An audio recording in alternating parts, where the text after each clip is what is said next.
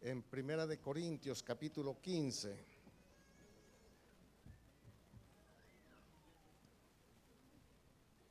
Primera de Corintios capítulo 15.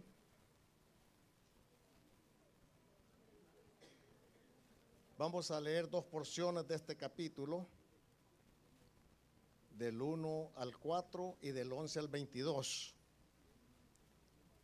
Primera de Corintios capítulo 15, versículos 1 al 4 y versículos 11 al 22. Dice la palabra del Señor en el nombre del Padre, del Hijo y del Espíritu Santo. Además, os declaro, hermanos, el evangelio que os he predicado, el cual también recibisteis, en el cual también perseveráis. Por el cual asimismo, si tenéis la palabra que os he predicado, sois salvos, si no creísteis en vano. Porque primeramente os he enseñado lo que asimismo recibí, que Cristo murió por nuestros pecados conforme a las Escrituras, que fue sepultado y que resucitó al tercer día conforme a las Escrituras. Versículo 11. Porque o sea yo, o sean ellos, así predicamos y así habéis creído. Pero si se predica de que Cristo resucitó de los muertos, ¿cómo dicen algunos entre vosotros que no hay resurrección de muertos? Porque si no hay resurrección de muertos, tampoco Cristo resucitó. Y si Cristo no resucitó, vana es entonces nuestra predicación, vana es también vuestra fe. Y somos hallados falsos testigos de Dios, porque hemos testificado de Dios que Él resucitó a Cristo, el cual no resucitó, si en verdad los muertos no resucitan. Porque si los muertos no resucitan, tampoco Cristo resucitó. Y si Cristo no resucitó, vuestra fe es vana, aún estáis en vuestros pecados. Entonces también los que durmieron en Cristo perecieron. Si en esta vida solamente esperamos en Cristo, somos los más dignos de conmiseración de todos los hombres.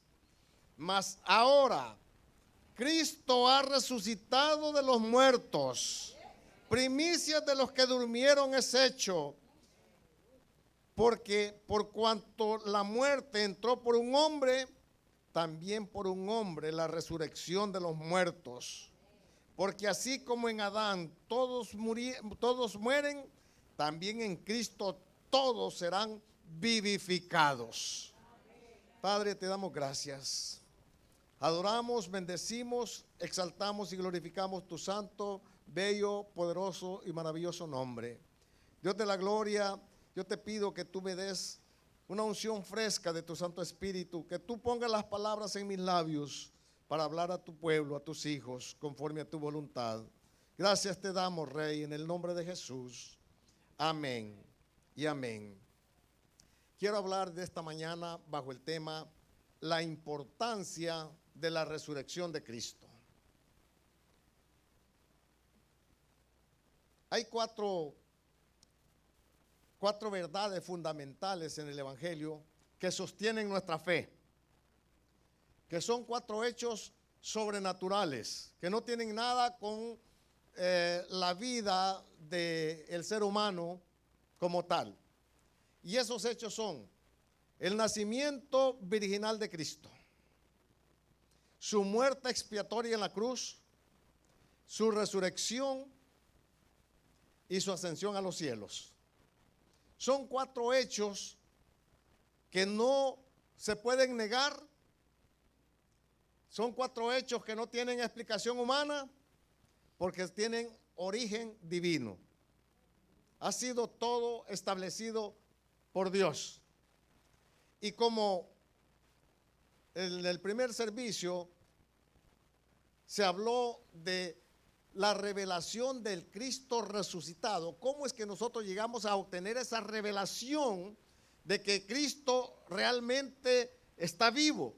No está muerto, está vivo. Lo obtenemos a través de este libro sagrado llamado la Palabra de Dios, la Biblia, como usted le quiera llamar, la Sagrada Escritura, como usted le quiera llamar. Esta es la revelación de Dios para nosotros, lo que Dios nos hace saber, lo que al ser humano le es imposible conocer por cualquier otro medio. O sea que esto es una revelación. Y oiga lo que dice en Efesios. Esta cita no se la di a los que nos ayudan en la transmisión. Efesios capítulo 1, versículos 9 y 10. Se lo voy a leer rapidito. Dice, hablando de Dios el Padre, dándonos a conocer el misterio de su voluntad, según su beneplácito, el cual se había propuesto en sí mismo. O sea, Dios nos da a conocer el misterio. Misterio es algo desconocido, místico, oculto, que no se puede saber a menos de que haya una revelación. El misterio de su voluntad según su beneplácito, según le plació a él, según le agradó a él, darnos, lo cual se había propuesto en sí mismo. ¿Y qué se había propuesto en sí mismo? De reunir todas las cosas en Cristo, en la dispensación del cumplimiento de los tiempos, así los que están en los cielos como los que están en la tierra. Dios nos da a revelar, nos revela por su voluntad la dispensación de todas las cosas, de los que están en el cielo y los que están en la tierra. Por eso decía en la predicación de la mañana que las cosas ocultas pertenecen a Jehová, mas las reveladas son para nosotros y para nuestros hijos. ¿Se da cuenta cómo se amarra todo? La palabra de Dios. Ahora, ¿por qué resucitó Cristo? ¿No era suficiente con la muerte de Él en la cruz, sus sufrimientos, llevar nuestros pecados, nuestras iniquidades, nuestras rebeliones? ¿No era suficiente eso? Esa es la primera parte del programa divino. No creo que alcance a desarrollar todo el material que traigo, pero lo vamos a intentar. En primer lugar, Cristo resucitó para ser nuestro sumo sacerdote. Cristo resucitó para ser nuestro sumo sacerdote. Ahora, ¿qué tiene que ver eso con nuestra vida, con nuestra vida espiritual? Pues veámoslo. ¿Cuál es la función de un sacerdote? Es interceder delante de Dios en favor del pueblo. Es ponerse delante de Dios para rogar, para suplicar el favor de Dios para el pueblo. Lo vemos nosotros en el libro de Levíticos, que Dios levantó un sacerdote llamado Aarón. Se estableció un tabernáculo que tenía 3 partes: el atrio, el lugar santo y el lugar santísimo. Cada uno tenía, estaba equipado de mobiliario, objetos que tienen que ver con la vida espiritual y que tienen que ver con símbolos de lo que Cristo iba a hacer más tarde a favor de nosotros. Era como una tienda que estaba separada por cortinas alrededor. Había una sola puerta de entrada y al nomás entrar estaba el altar del holocausto, donde el pecador venía con una víctima, como un sacrificio por su culpa, para ofrecerlo por sus pecados, y el sacerdote era el que hacía el sacrificio. Holocausto, lo examinaba, tenía que ser un macho sin defecto, lo examinaba, lo sacrificaba, lo quemaba y lo consumía completamente al fuego aquella víctima por la culpa del hombre que le había fallado a Dios. Luego, tenemos en el atrio, tenemos el altar del holocausto. Luego tenemos el altar de bronce o el lavacro, donde los sacerdotes, antes de entrar al lugar santo, tenían que lavarse las manos y los pies antes de entrar al lugar santo con sus vestiduras establecidas por Dios. En el lugar santo habían 3 muebles: el candelabro de oro, que tenía 7 lámparas que eran encendidas con aceite. El sacerdote tenía que entrar por la mañana y por la tarde a reabastecer el aceite, porque no se podía apagar esa luz del candelabro.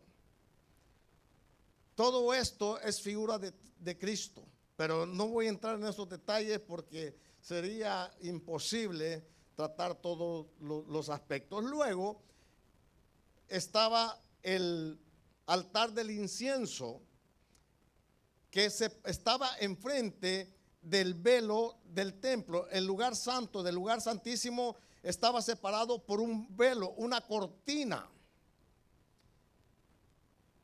A este lado estaba el altar del incienso, en donde los sacerdotes por la mañana y por la tarde venían con su incensario y quemaban incienso delante de ese altar, que estaba exactamente enfrente de donde estaba el arca del pacto en el lugar santísimo. Ese incienso, ese humo que se quemaba ahí, tipo de la oración de los santos. Su oración está siendo acumulada allá en el cielo, para que cuando la ira de Dios se derrame sobre la tierra, esas oraciones van a ser añadidas al incienso de la ira de Dios. Y al lado derecho estaba la mesa de los panes de la proposición. Esos panes se cambiaban cada 7 días. Eran 12 panes. Y cuando se removían, eso era lo que se comían los sacerdotes. Y ponían pan fresco, tipo de la provisión de Dios. Todo tiene un significado. El candelabro, tipo de Cristo, hecho a martillo, de oro puro, hecho a martillo, eso significa el sufrimiento de Cristo. Con lámparas, Cristo, la luz del mundo. El altar del incienso, tipo de la gracia, del favor, de la misericordia de Dios a través de Cristo. Y la mesa de los panes de la proposición, tipo de la provisión de Dios en Cristo Jesús. Luego entramos al lugar santísimo, donde está el arca del pacto. El arca del pacto es un mueble de madera forrado completamente de oro, con una tapadera, cuya tapadera tiene 2 querubines que se están viendo hacia abajo y que topan sus alas el uno con el otro, que se llama el propiciatorio. Propiciatorio. El sumo sacerdote, una vez al año, tenía que entrar con sus vestiduras santas, diseñadas y dadas directamente por Dios para el oficio de sumo sacerdote. Entraba una vez al año con la sangre de un macho cabrillo y entraba al lugar santísimo y expiaba el pecado. Eso significa que derramaba la sangre del cordero sobre la tapadera del arca. Y eso significaba que el pecado del pueblo, por el cual se venía a ofrecer el sacrificio, quedaba cubierto. Le era perdonado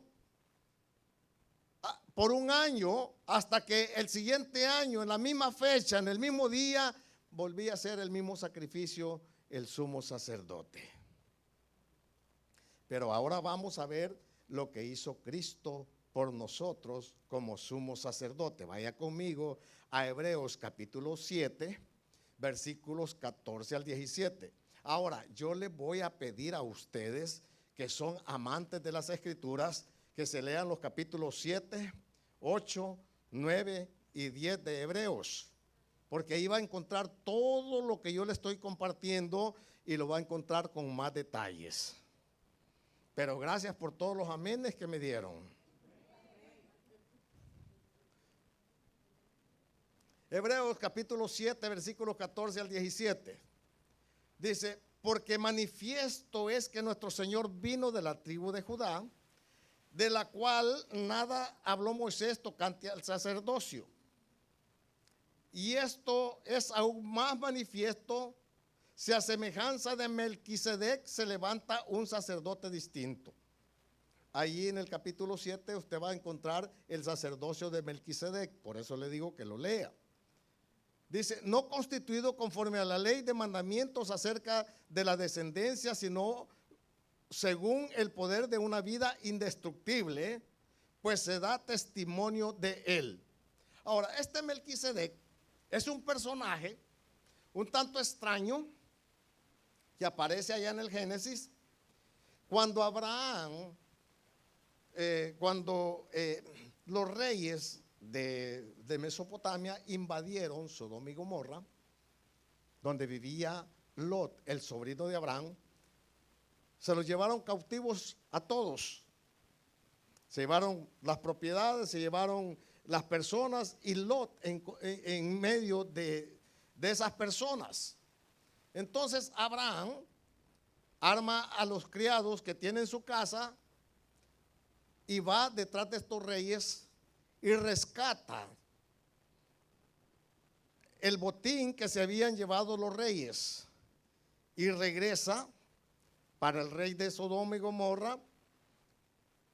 Y cuando viene pasando por Salem, que es Jerusalén, le suele el encuentro un personaje llamado Melquisedec, que no se sabe absolutamente nada de él, excepto que dice que era rey de Salem y sacerdote del Dios Altísimo. Este personaje es tipo de Cristo, que no tiene ni origen, ni principio de días, ni fin de días. A este personaje Abraham le da el diezmo de todo el botín que había recuperado de los reyes de Mesopotamia. Por eso es que ahora el escritor de los Hebreos toma a ese personaje para hablarnos del sacerdocio de Cristo.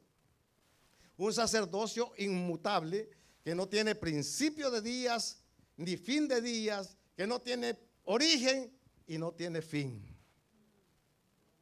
Ahora, ¿qué tiene que ver esto con la resurrección de Cristo? Pues, ¿qué decía Efesios 9:10? Que Dios se propuso de antemano de reunir todas las cosas en la dispensación del cumplimiento de los tiempos, las que están en los cielos y en la tierra.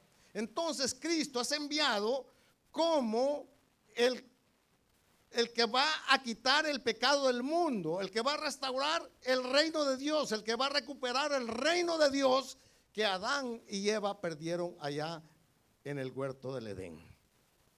Entonces Cristo viene como la ofrenda por el pecado. Él va a la cruz, lleva nuestros pecados, lleva nuestras rebeliones, lleva nuestras maldiciones, lleva nuestras enfermedades, las clava en la cruz, muere y lo sepulta. Se llevó todo nuestras maldiciones, enfermedades y pecados. Lo sepultan, pero al tercer día resucitó. Murió como el cordero pascual, el sacrificio, pero se levanta como sumo sacerdote de Dios.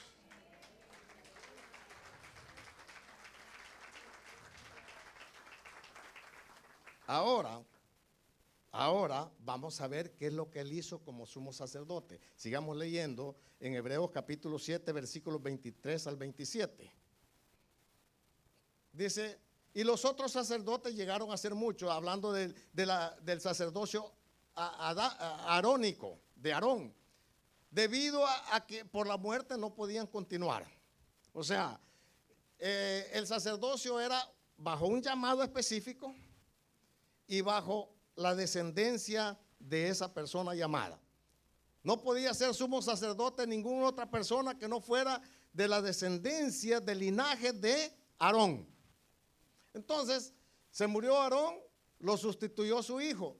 Se murió el hijo, el nieto. Se murió el nieto, el bisnieto, y así se fue transfiriendo el sumo sacerdocio de generación en generación. Pero todos murieron.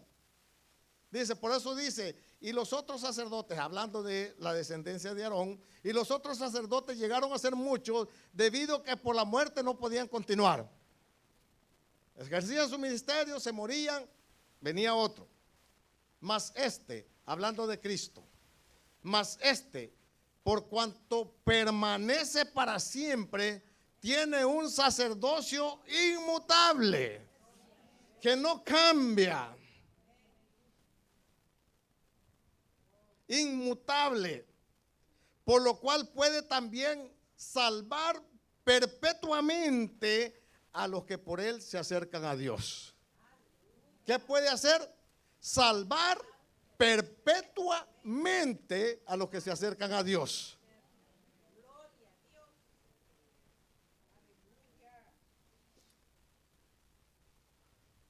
Viviendo siempre para interceder por ellos. O sea, Él es el que nos puede salvar y Él es el que intercede día y noche por usted y por mí.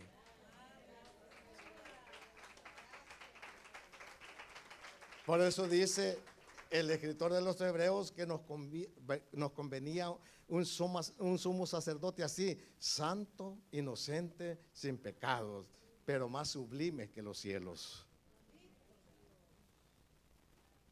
Bendito sea el Señor. Dice versículo 26, porque tal sumo sacerdote nos convenía, santo, inocente, sin mancha, apartado de los pecadores y hecho más sublime que los cielos, que no tiene necesidad cada día, como aquellos sumos sacerdotes, de ofrecer primero sacrificios por sus propios pecados y luego por los del pueblo, porque éste lo hizo de una sola vez y para siempre, ofreciéndose a sí mismo.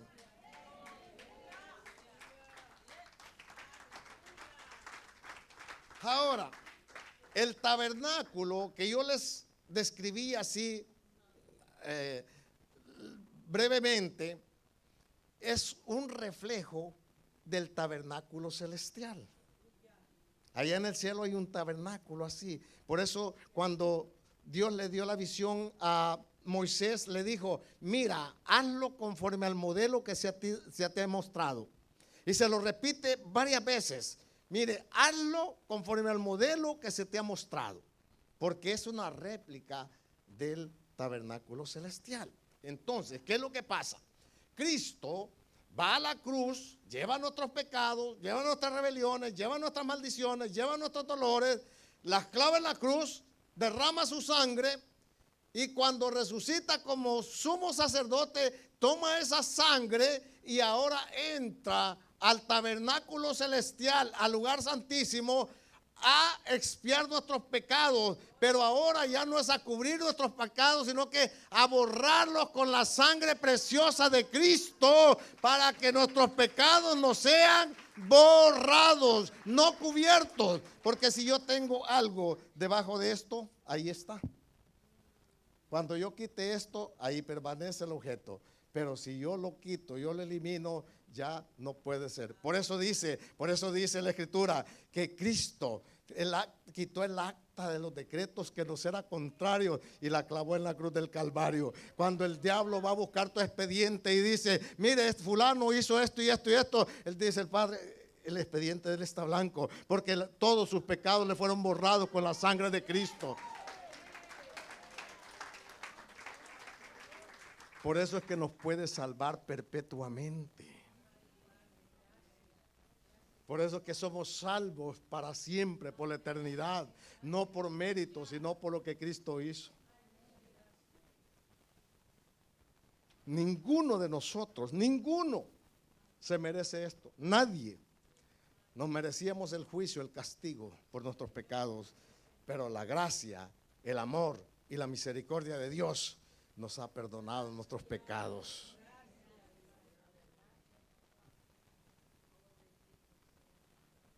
¿Para qué resucitó Cristo? Para ser mediador de un nuevo pacto.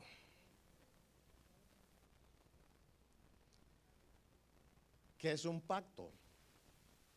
Es acuerdo entre dos personas, de un negocio, de una transacción, de un compromiso. Vaya, por ejemplo, si usted está casado, usted hizo un pacto delante de Dios que usted va a permanecer con su esposa o su esposo hasta que la muerte los separa.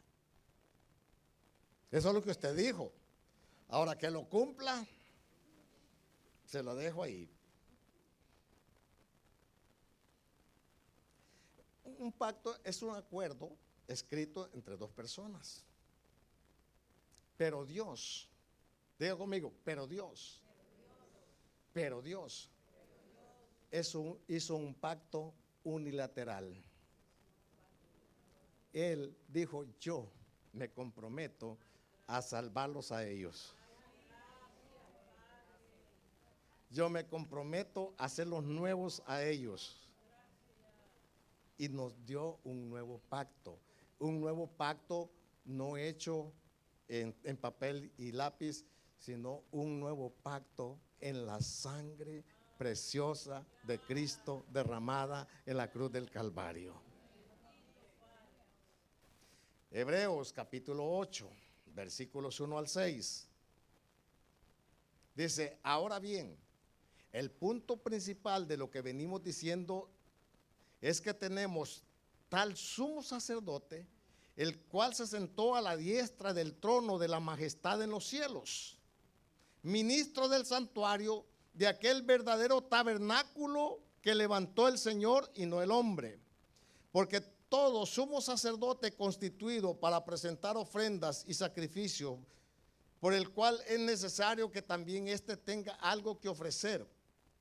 Así que si estuviese sobre la tierra, ni siquiera sería sacerdote, habiendo aún sacerdotes que presentan las ofrendas según la ley, los cuales sirven a lo que es figura y sombra de las cosas celestiales. Como se le advirtió a Moisés cuando iba a erigir el tabernáculo, diciéndole, mira, haz todas las cosas conforme al modelo que se te ha mostrado en el monte. Pero ahora, tanto mejor ministerio es el suyo, hablando de Cristo, que es mediador de un mejor pacto establecido sobre mejores promesas. Él es el mediador, Él es el que medió este nuevo pacto. ¿Y cuál es el nuevo pacto?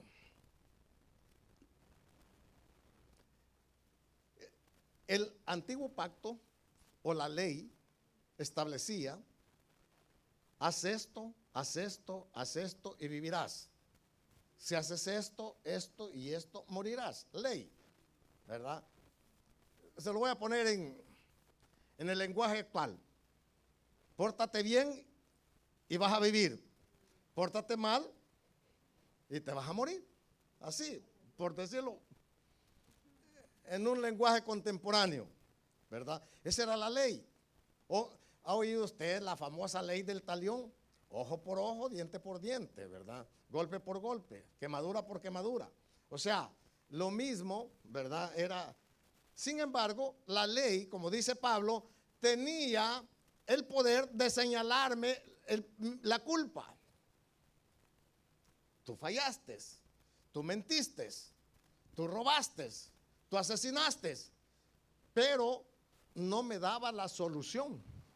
La solución era agarrar un corderito, llevarlo al tabernáculo, dárselo al sacerdote, que lo degollara, lo sacrificara y hiciera su rito en el santuario. Y yo me iba tranquilamente, ya, tranquilito, ¿verdad? O sea, eso no cambiaba el corazón. Sí, salía, era el rito, se hacía el rito. Tal vez había un descargo de conciencia, pero no había cambio. Por eso, si usted sigue leyendo las Sagradas Escrituras, Malaquías se queja, Isaías y Malaquías se quejan de eso. Le dice, ¿de qué me sirve la abundancia de cebos, de carneros, de machos? Estoy hastiado, estoy aborrecido de eso. ¿Por qué? Porque eso no cambiaba el corazón. Se hacía el rito y se seguía lo mismo. Bueno, mañana traigo otro cabrito, ¿verdad? Mañana vuelvo a traer otro becerrito y que el sacerdote lo vuelva a sacrificar. Pero no había cambio. Entonces Dios dice, ahora es el nuevo pacto que voy a hacer. Les voy a cambiar el corazón. Les voy a quitar el corazón de piedra y les voy a poner uno de carne. Y voy a escribir mis leyes en las tablas de su corazón. Y ellos serán mi pueblo y yo seré su Dios.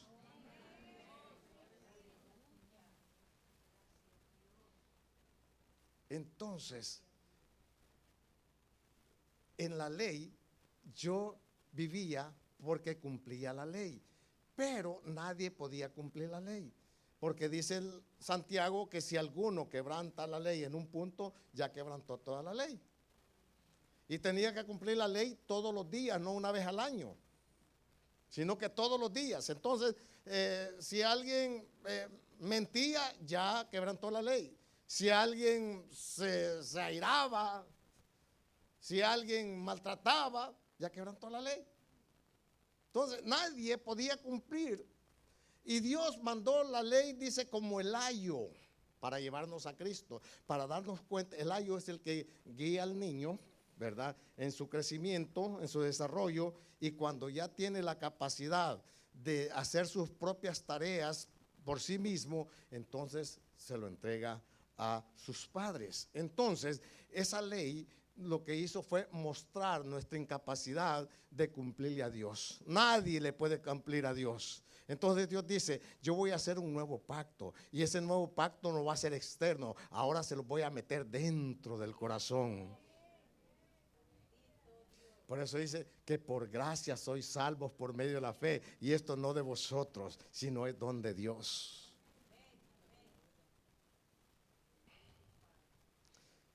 Mediador de un mejor pacto. Por eso hoy que tomamos la Santa Cena, cuando Cristo dice, partió el pan y dijo, comed este pan que es mi cuerpo que por vosotros es partido.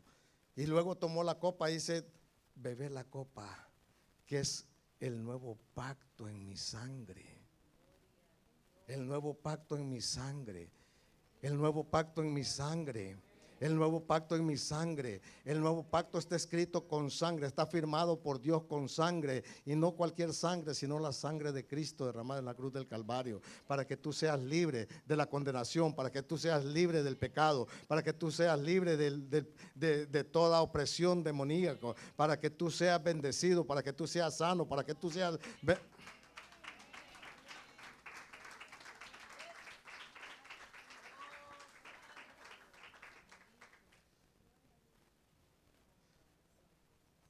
¿Cuántos tienen una Biblia? ¿Cuántos tienen una Biblia? ¿Usted se ha fijado que esta Biblia se divide en dos partes?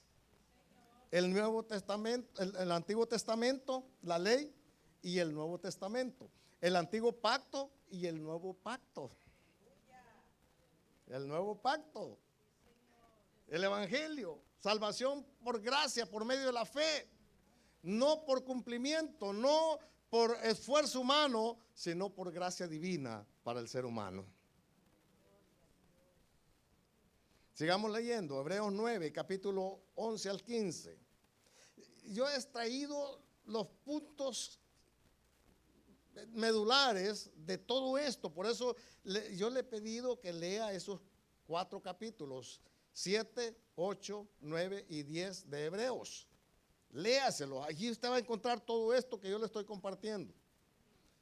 Hebreos 9, 11 al 15 dice, pero estando ya presente Cristo, sumo sacerdote de los bienes venideros, por el más amplio y más perfecto tabernáculo, no hecho de manos, es decir, no de esta creación, no por la sangre de machos cabrillos ni de becerros, sino por su propia sangre, entró una vez y para siempre en el lugar santísimo, habiendo obtenido eterna redención.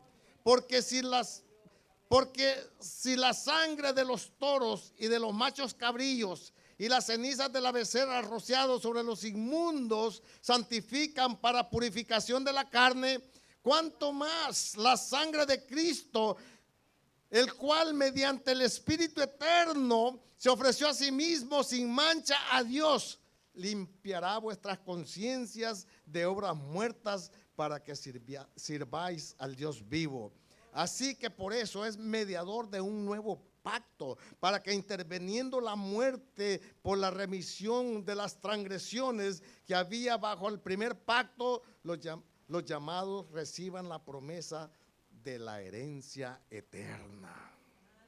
Entonces, el antiguo pacto me señalaba mis faltas, mis culpas, mis errores, pero no tenía la solución. Pero en el nuevo pacto, ahora no solamente me señala las culpas, sino que me da el poder por el Espíritu Santo para yo poder destruir esos pecados en mi vida. Por medio del sacrificio de Cristo, por medio de la sangre de Cristo derramada en la cruz del Calvario. Por eso dice la Escritura, ninguna condenación hay para los que están en Cristo Jesús. Las cosas viejas pasaron y aquí todas son hechas nuevas. Justificados pues por la fe tenemos paz para con Dios por medio de nuestro Señor Jesucristo. O sea, mi hermano, si aquí está todo el manual de instrucciones para que nosotros vivamos en una vida de victoria. Pero qué lamentable es que el pueblo de Dios descuide tanto este libro bendito, sagrado, que de hacerlo podemos pagar serias consecuencias, lo cual Dios no quiere que suceda con nosotros. Entonces el nuevo pacto está sobre mejores promesas, sobre mejores sacrificios. Ya no es de machos cabríos, ya no es de animales, ya no es de palominos ni de tortas, sino que ahora es la sangre del Hijo de Dios hecho hombre, sacrificado en esa cruz para el perdón de nuestros pecados.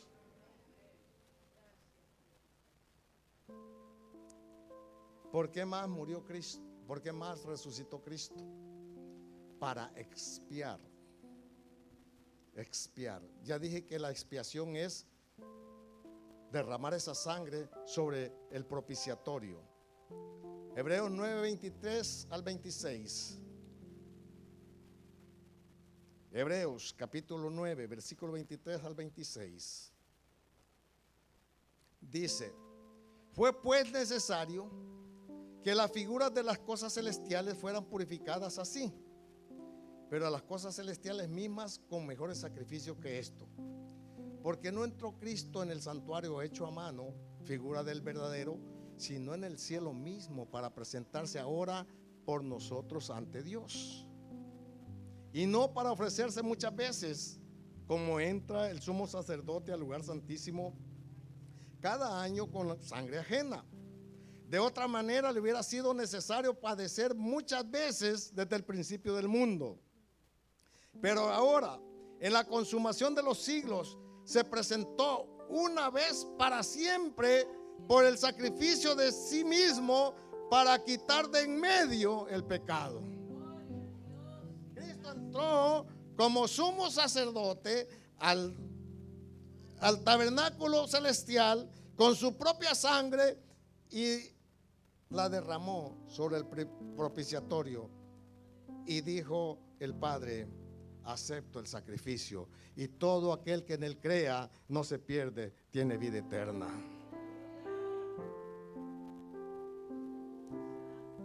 Aquellos tenían que cumplir la ley, 600 y pico de leyes todos los días. Usted solo tiene que creer en Cristo.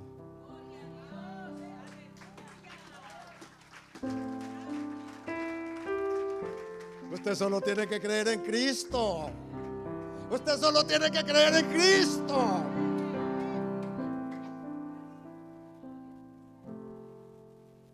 No es mejor pacto este.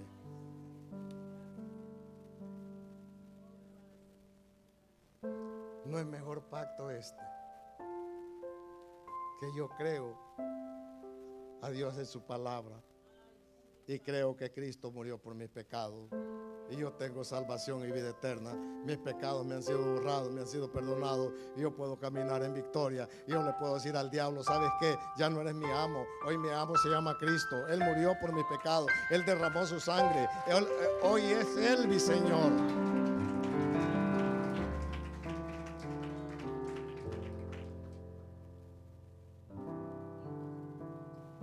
¿Para qué resucitó Cristo?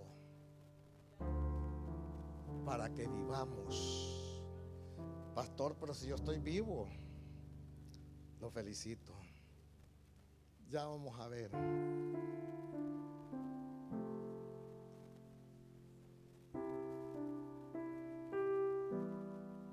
Para que vivamos. Primera Corintios, capítulo 15, versículos 45 al 50.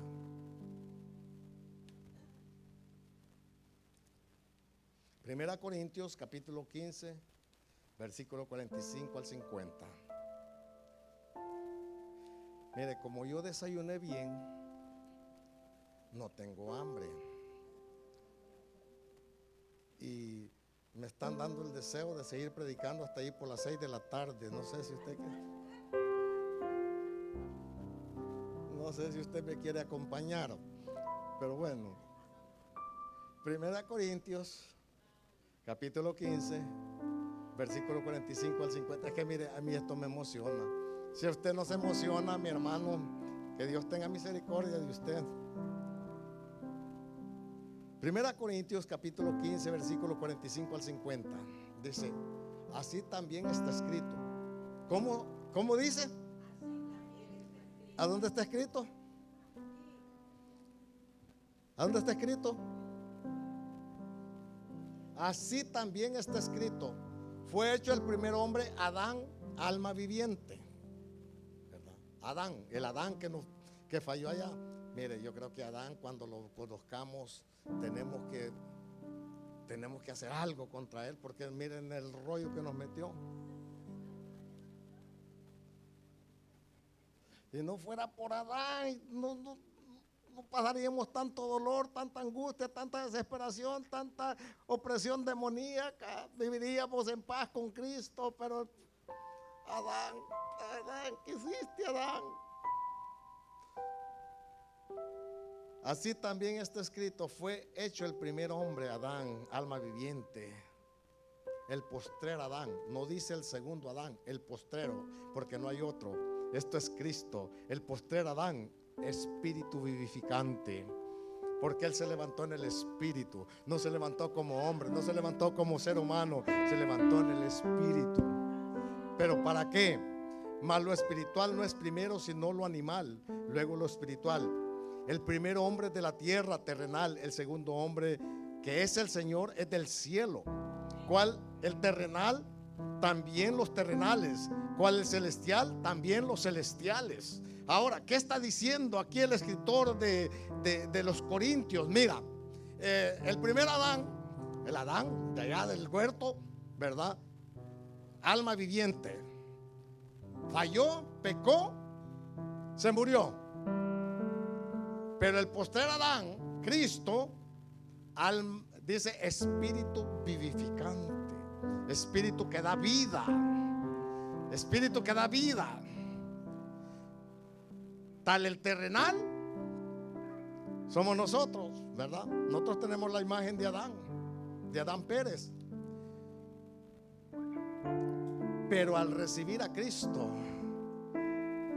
también tenemos la imagen del celestial. O sea que yo tengo doble ADN, el de Adán mi padre y el de Cristo resucitado en mi vida. Bendito sea el nombre del Señor. Por eso dice la Escritura que el que se une a Cristo, uno es con Él. Y si el espíritu de aquel que levantó a Cristo entre los muertos mora en vosotros, el espíritu mismo vivificará vuestros cuerpos mortales. Versículo 49. Así como hemos traído la imagen del terrenal, traeremos también la imagen del celestial.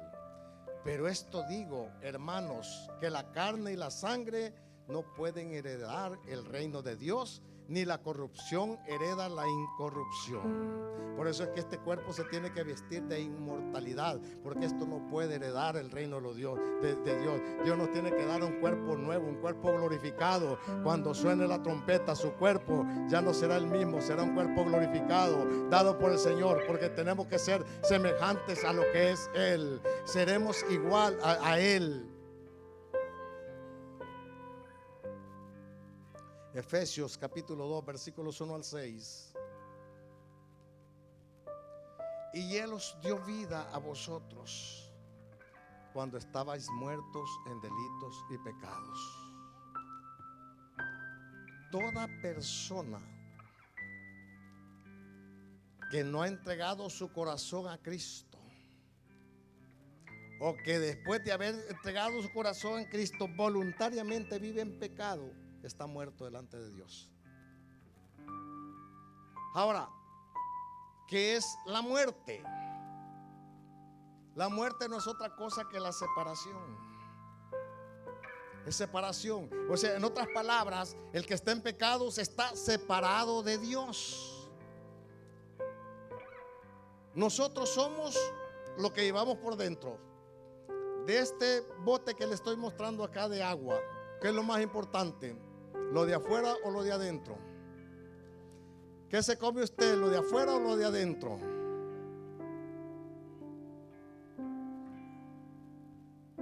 Lo mismo somos nosotros. Lo más importante es lo que llevamos adentro. Y usted adentro lleva dos cosas: el espíritu y el alma. El espíritu le pertenece a Dios y el alma es el que tiene que salvar. Por eso vino Cristo, para salvar lo que se había perdido. Ahora, cuando yo separo este bote del contenido, ¿para qué sirve el bote? Para tirarlo a la basura. Está muerto. No vale para nada. Está separada la vitalidad del agua del bote. Y eso es lo que significa muerte, separado. Entonces, la persona que vive en sus pecados vive separada de Dios, de la gracia, del favor, de la protección de Dios, del cuidado de Dios. Por eso Él os dio vida a vosotros cuando estabais muertos en vuestros delitos y pecados, en los cuales anduvisteis en otro tiempo siguiendo la corriente de este mundo, conforme al príncipe de la potestad del aire. ¿Y quién es ese señor? El diablo, Satanás y sus demonios, en los cuales anduviste en otro tiempo siguiendo la corriente de este mundo, conforme al príncipe de la potestad del aire, el espíritu que ahora opera en los hijos de desobediencia, entre los cuales también todos nosotros vivimos en otro tiempo en los deseos de nuestra carne, haciendo la voluntad de la carne y de los pensamientos, y éramos por naturaleza hijos de ira, lo mismo que los demás. Pero Dios, diga conmigo, pero Dios, que es rico en misericordia, por su gran amor con que nos amó, aun estando nosotros muertos en pecados, nos dio vida juntamente con Cristo. Por gracia sois salvos, y juntamente con Él nos hizo, y juntamente con Él nos resucitó, y asimismo nos hizo sentar en los lugares celestiales con Cristo. No solo nos vivificó, no solo nos santificó, sino que nos hizo sentar en lugares celestiales con Cristo. Pastor, pero yo lo que tengo es una silla que casi me caigo cuando me siento en ella. Y es que ese es el problema, donde el diablo nos engaña. Ahí donde el diablo nos engaña, porque el diablo nos muestra lo físico, lo temporal, lo momentáneo. Pero Cristo, Dios, nos está enseñando lo eterno, lo eterno, lo espiritual, lo sagrado, lo que Él ha hecho. Voy a tratar de explicarle este punto porque este es un conflicto. Yo cuántas veces he querido interpretar esto y son pasajes que cuesta entenderlos. Solo pidiéndole al Señor, buscando, orando, estudiando, que uno y no quiere decir de que este sea completamente la verdad, no un plus ultra, sino que se lo voy a explicar de esta manera. Usted es único hijo de un multimillonario. Nadie dijo amén.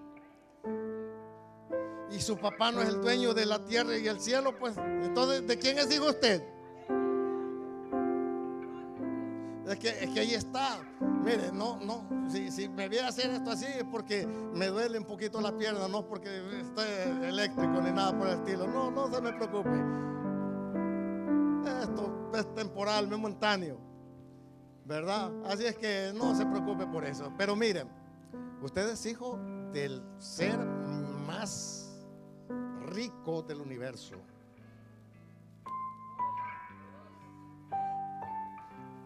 Se lo voy a repetir por a ver si hay alguien que lo crea.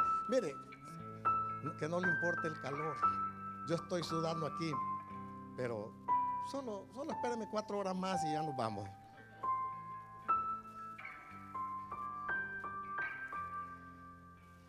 Usted es dueño, usted es hijo del dueño de la tierra y su plenitud, el mundo y de lo que en él habita. Ok, entonces ese multimillonario hace un testamento en donde dice que al morir él, toda su fortuna es propiedad suya.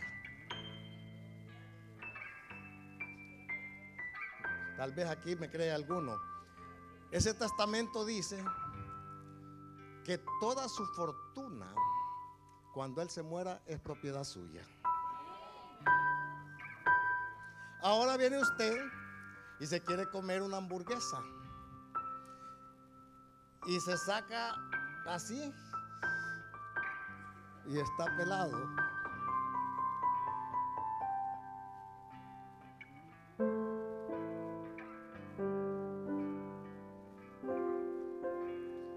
Ok. Y viene el diablo y le dice: como que eres millonario, ¿no? Y no puedes comprar una hamburguesa. Hijo de Dios, del más millonario del mundo, ¿no? Pero yo le pregunto a usted: ¿es usted millonario? Sí. Lo que pasa es que no tengo la fortuna en mi mano en este momento, pero legalmente ya me pertenece. No la tengo en mi mano, yo no la tengo conmigo, pero ya es mía por derecho legal. Y eso es lo que Cristo hizo. Por derecho legal nos hizo sentar con Él en lugares celestiales juntamente con Cristo. Usted está sentado legalmente con Cristo por haber creído, por haber entregado su corazón, su vida a Cristo. Aleluya, aleluya, aleluya. Su nombre está escrito en el libro de la vida. Usted es el ciudadano del cielo. Usted ya no es de Cuba, ya no es de Santo Domingo, ya no es de Guatemala, ya no es de Honduras, usted es ciudadano del cielo. Su nombre está escrito en el libro de la vida. El primer Adán. Es que mire, aquí hay un jueguito de palabras y de hechos que de pronto no nos entendemos. Miren, ¿Qué dice la Escritura? En el principio Dios hizo la creación, creó los cielos, la tierra, hizo el huerto y puso al hombre en condiciones perfectas. Le dio un mandamiento, que no comiese del árbol del conocimiento de la ciencia del bien y el mal, porque el día que de él comiese iba a morir. Y eso aconteció. Ahora, todo el gobierno de la tierra y de la humanidad cayó en las manos del diablo. Dios lo creó y se lo dio en herencia a Adán y Eva para que lo cuidaran y lo administraran. Ellos lo perdieron. Dios bien pudo haber dicho: ¿sabes qué, diablo? Esto es mío, esto me pertenece a mí, así es que tú fuera de aquí. Pero Dios no actúa de esa manera. Dios dijo: no, yo lo voy a recuperar. Yo lo voy a recuperar. Y lo voy a recuperar por medio de mi hijo. Entonces manda al postrer Adán. Manda al postrer Adán. Y aparece el postrer Adán, ¿verdad? Un bebé que cuando nace lo quieren matar. Y Dios le dice a su papá: huye, porque quieren matar al niño. Y ese niño creció. Y ese niño vivió sin pecado durante 33 años en la tierra. El diablo lo tentó en todo, pero no lo pudo hacer pecar. Y ese niño murió en la cruz del Calvario. Y ese niño fue sepultado, pero ese niño resucitó al tercer día en el poder de Dios. Y cuando se levantó de la tumba, se trajo un botín, se trajo las llaves del imperio de la muerte y dijo: ¿dónde está, oh muerte, tu aguijón? ¿Dónde está, sepulcro, tu victoria? Y el imperio del diablo fue destruido en el poder de la resurrección de Cristo. Aleluya, aleluya. Ese postrer Adán es el que nos ha dado vida. Es el postrer Adán el que nos sostiene. Es el postrer Adán el que nos ha limpiado de nuestros pecados, de nuestras iniquidades, de nuestras rebeliones.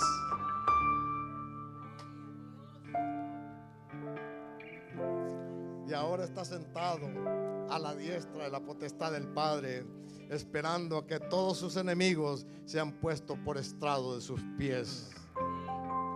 Aleluya.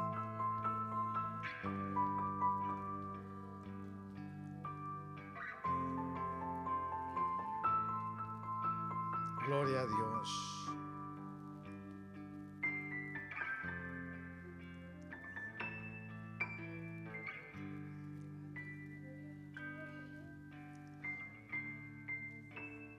Haciéndonos sentar en los lugares celestiales con Cristo. Así es que cuando usted quiera comprar una hamburguesa y haga esto, diga: no importa, voy a ayunar ahora, voy a esperar mi herencia.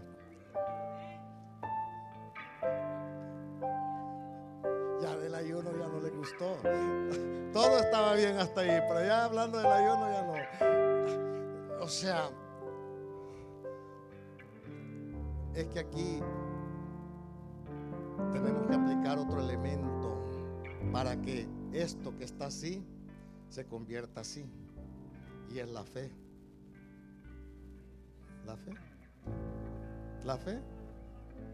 La fe que el mismo Dios nos ha dado. Pero ese es otro tema. Sigamos. ¿Para qué resucitó Cristo?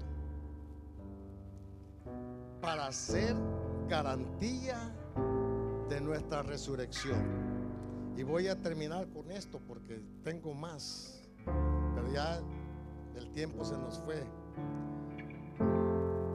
Cristo resucitó para ser nuestra garantía que usted y yo vamos a resucitar. Primera Corintios capítulo 15 versículos 20 al 23. Mas ahora Cristo ha resucitado de los muertos, primicias de los que durmieron es hecho esto. Porque por cuanto la muerte entró en un hombre, también en un hombre la resurrección de los muertos.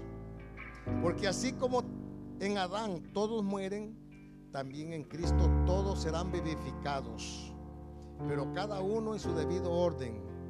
Cristo, las primicias, y luego los que son de Cristo en su venida.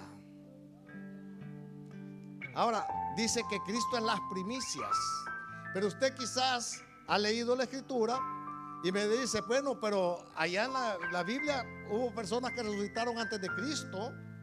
En el Antiguo Testamento, Elías resucitó al hijo de la mujer de allá de Sarepta. También Eliseo resucitó al hijo de la tsunamita. Cristo mismo resucitó al hijo de la viuda de Naín, a Lázaro, a la hija de Jairo. Y entonces, ¿cómo Cristo es la primicia? Bueno, buena pregunta. Cristo es la primicia porque es el primero en resucitar y no volver a morir. Todos los anteriores que le mencioné se volvieron a morir, pero Cristo está vivo. Él es el primero. Y después le sigue usted. Y después le sigue usted. Después le seguimos nosotros. Y oiga, Primera Tesalonicenses 4, 14 al 17. Primera Tesalonicenses capítulo 4, versículos 14 al 17 dice: porque si creemos que Jesús murió y resucitó, así también traerá Dios con Jesús a los que durmieron en él. Por lo cual os decimos esto en palabras del Señor, que nosotros que vivimos, que habremos quedado hasta la venida del Señor, no precederemos a los que durmieron. Porque el Señor mismo, con voz de mando, con voz de arcángel y con trompeta de Dios, descenderá del cielo, y los muertos en Cristo resucitarán primero. Luego nosotros, los que vivimos, los que hayamos quedado, seremos arrebatados juntamente con ellos en las nubes para recibir al Señor en el aire, y así estaremos siempre con el Señor. Aleluya. Pero ¿cuánto me regalan 5 minutos para terminar el último punto? Levánteme la mano, 5 minutos. 5, 10, sí, nos alcanza. Ok, ahora, no pretendo ser exhaustivo en todo lo que significa la resurrección de Cristo. He tomado quizás los puntos más esenciales, pero hay muchas cosas más que podemos seguir estudiando, investigando y viendo todo lo que significa para nosotros. Pero el punto sexto: ¿para qué resucitó Cristo? Para destruir el imperio del diablo. Hebreos capítulo 2 versículo 14 dice: así que por cuanto los hijos participaron de carne y de sangre, él también participó lo mismo, para destruir por medio de la muerte al que tenía el imperio de la muerte, esto es, al diablo.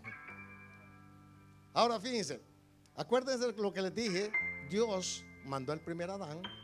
El primer Adán falló, ¿verdad? Y Dios pudo haber mandado un arcángel de la misma categoría de Satanás, un querubín, y destruir al diablo. Pero Dios dijo: no, lo voy a destruir con un hombre también.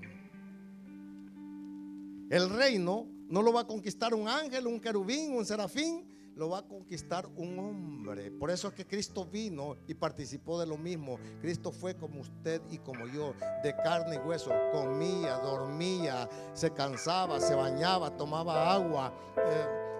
No sé si tomaba café, pero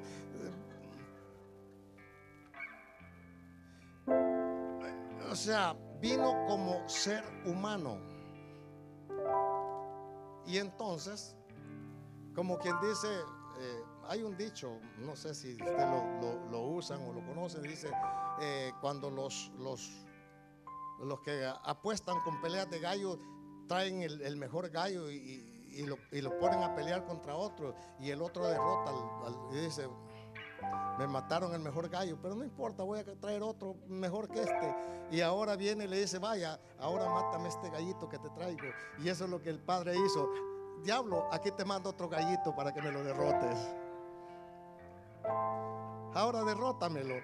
Y el diablo lo tentó en todo, pero sin pecado, en todo sin pecado. Y el diablo dijo, cuando lo llevó a la cruz, el diablo dijo, la hice. Y cuando Cristo muere y lo sepultan, lo que no sabía, que al tercer día se levantaría con las llaves del imperio en la mano.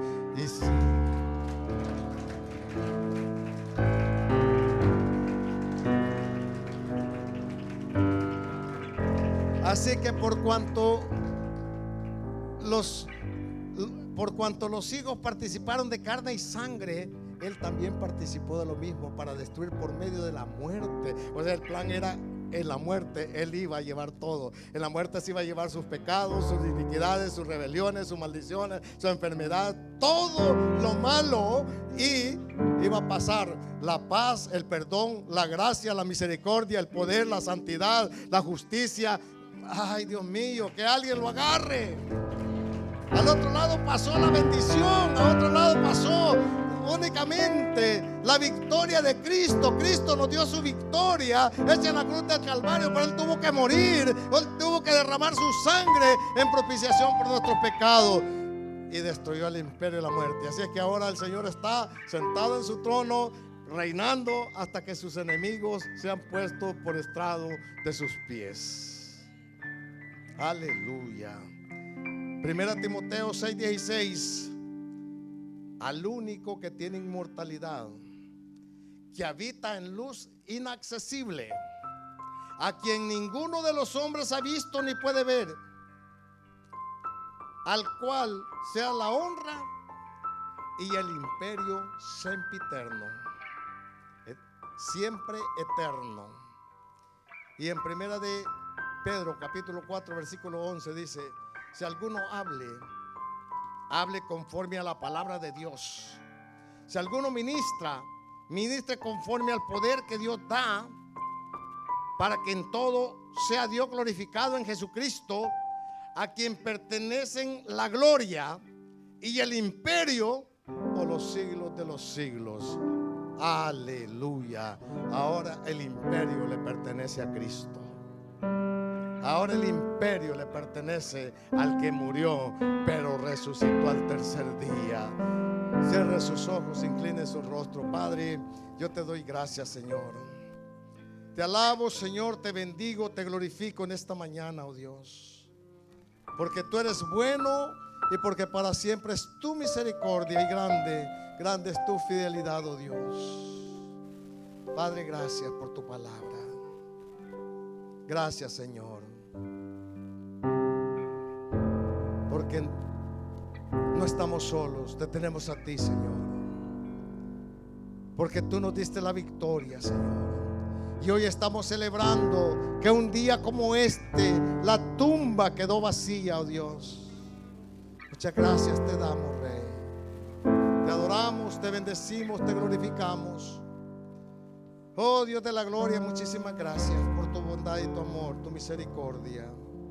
Y mientras usted continúa orando, yo quisiera preguntar si hubiese alguien en este lugar que nunca le ha entregado su corazón, su vida a Cristo, pero que Dios a través de esta palabra ha hablado, ha ministrado su corazón. Permítame orar con usted y por usted, si usted me lo indica levantando su mano. Si hay alguien que quiere pertenecer al bando de los vencedores, el reino de Dios, levánteme su mano para entregarle su corazón y su vida a Cristo. Ahí donde está, si hay alguien. El secreto es rendirnos a Cristo, creer que Cristo murió por nuestros pecados, que Él llevó mis iniquidades, mis rebeliones. Ahí donde donde está, levante su mano. Permítame orar por usted y con usted. Si hubiese alguien, apropiese de la victoria de Cristo. Levante su mano ahí donde está. Si hubiese alguien, levante sus manos. Póngase a cuentas con su Creador, con su Señor. No se vaya de este lugar como vino. Póngase a cuentas con el Señor. Por última vez, hay alguien que desea entregarle su corazón y su vida a Cristo. Levante su mano ahí donde está. Póngase de pie, vamos a orar. Aleluya, Padre, gracias. Maravilloso Dios, muchísimas gracias te damos, oh Dios. Gracias, Señor, por esa victoria en esa cruz, Señor amado. Gracias por resucitar al tercer día, Señor amado. Gracias por hacernos sentar en los lugares celestiales juntamente con Cristo. Amado Rey, poderoso Dios, te damos el honor y la gloria, el poder, la alabanza, la adoración a tu nombre, Señor. Padre, muchas gracias. Gracias, Señor. Repita conmigo esta oración y diga: Padre, gracias por la muerte y resurrección de Cristo, con lo cual, oh Dios, has perdonado mis pecados, has borrado mis rebeliones, me has dado salvación y vida eterna en Cristo Jesús, Señor. Gracias por esa sangre derramada en la cruz del Calvario, con la cual he sido redimido, comprado y limpiado de todos mis pecados. Perdóname, Señor, si no he vivido agradecido, si no he vivido para honrarte. Perdóname, Señor, pero yo te ruego que en esta hora tu Santo Espíritu ministre mi corazón a vivir una vida en santidad, en comunión contigo, en alabanza, en adoración a tu grande y poderoso nombre, en el nombre de Jesús. Amén y amén. Gloria al Señor. Siéntese un momentito, vamos a participar de los elementos de la Santa